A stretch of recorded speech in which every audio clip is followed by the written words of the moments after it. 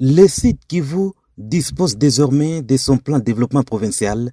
Il a été validé politiquement par son gouverneur, le professeur Jean-Jacques Porossé Sadiki. Ce document de 60 pages, axé sur 5 piliers phares, a débouché sur 96 objectifs, 30 stratégies et 528 actions à mener pendant les 5 ans. Il servira également de boussole pour le gouvernement provincial dans la mise en œuvre de son programme d'action présenté à l'Assemblée provinciale. Il guidera également l'exécutif provincial dans toutes ses interventions, assurant une approche cohérente et structurée. Il s'inscrit dans l'ordre de priorité du président de la République, chef de l'État. Aujourd'hui, nous avons un plan de développement de la province qui vient d'être validé.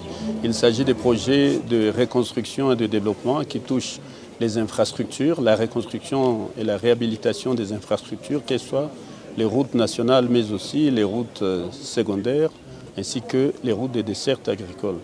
Nous avons aussi des questions liées à la gouvernance. Nous allons renforcer la politique de redevabilité. Dans son discours de validation, le professeur Jean-Jacques Porossé Sadiki a souligné l'importance de ce plan pour l'avenir du site Kivu avant de rendre les hommages mérités au président de la République, Félix-Antoine Tshisekedi. Ces 5 piliers vont guider la province à la valorisation du capital humain, développement social et culturel, le renforcement de la bonne gouvernance, restauration de l'autorité de l'État et la consolidation de la paix. Pour financer tous ces plans, il y a 3 sources de financement.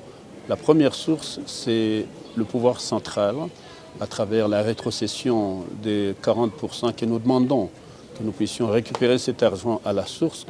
Nous allons, pour ce faire, développer une politique de mobilisation des partenaires et bailleurs des fonds. Comment chercher l'argent?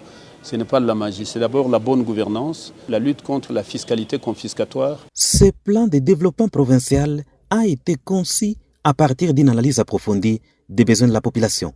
Il vise à relancer l'économie, améliorer les services sociaux de base et promouvoir un développement harmonieux entre les villes et les territoires de la province. C'est en quoi s'est félicité le ministre provincial du plan en sa qualité de coordonnateur des travaux.